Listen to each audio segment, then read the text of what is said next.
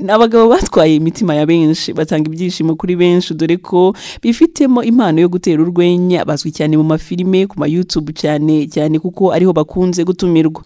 Na undi atari Gasore Pacifique uzwi ku izina rya Yakamwana ndetse na Venuste Bahizi uzwi ku izina rya Nzovu bakaba inshuti z'akadasohoka dore ko inshuro nyinshi baba bari kumwe. Na washidikanye ko aba banyarwenya bakaba n'abakinnyi ba filime Yakamwana na Nzovu aribo ba mbere batanze ibyishimo ku banyarwanda nubwo babayeho ubuzima budahwanye n'ibyishimo batanga. Nzovu na Yaka bakora ibiganiro bitunze benshi ndetse bishyira agatwenge ku maso ya benshi kabane nubwo baba bafite ibibazo bibakomereye. Aba bagabo bafite ubushobozi bwo gukora ibiganiro birenga 10 mu cyumweru kimwe gusa kandi buri kiganiro bakoze kikarebwa n'umubare w'abantu benshi cyane dore ko bamaze kwigarurira imitima ya benshi.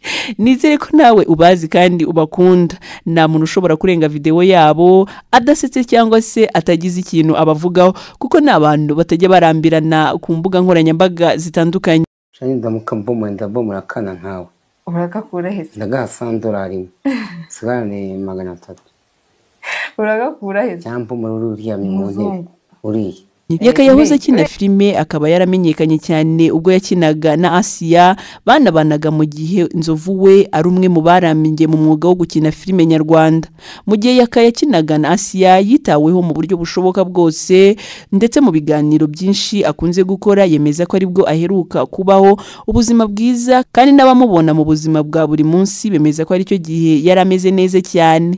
Ku rundi ruhande Nzovu yatangiye gukina filime itari yatangira kugabura cyane nk'uko ubu bimeze ndetse niyo yaherutse gukora ariyo yitwa Maître Nzovu ikaba itananakomeje. Uyu mugabo yakinanye n'abantu batandukanye bageze ku rwego ruri hejuru cyane ubu ngubu bamwe muri bo bageze ku rwego ruri hejuru kuruta urwo ariho. Nyuma yo gukora akazi gashobora kwinjiza miliyoni 2 mu cyumweru kimwe Yakana Nzovu n'abantu bikundira gusoma ku gacupa dore ko hari naho bajya gutumirwa ubundi bakabakiriza inzoga.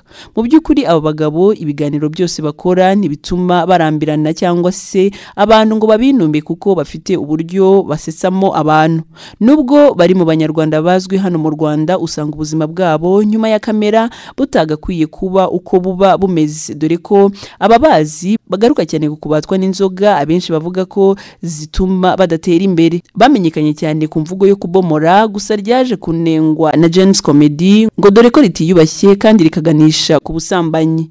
Buri muntu usanga ashimishwa no kureba amashusho yabo kuri YouTube dore ko abari ugutwenga gusa. Ibi byavuzwe nyuma yo gutumirwa muri James Comedy ariko iri jambo barikoresheje babona ko ridakwiye babasaba ko barireka kurikoresha kuko riganisha ku busambanyi. Bazi bavuga ko mu by'ukuri aba banyarwenya bakabaye bari ku rwego rutari urwo bariho bitewe n'amafaranga binjiza ndetse nayo binjiriza abandi bakifuza ko byibuza nabo bagira ahantu ho kuba hajyanye n'igihe kandi hagaragaza ibyo bakora. Abenshi bavuga ko mbere yo gukoreshwa ibiganiro Nzovu na Yaka babanza gusindishwa mbere yuko bakora ikiganiro kugira ngo kize kuba gisekeje kandi gikurura abantu.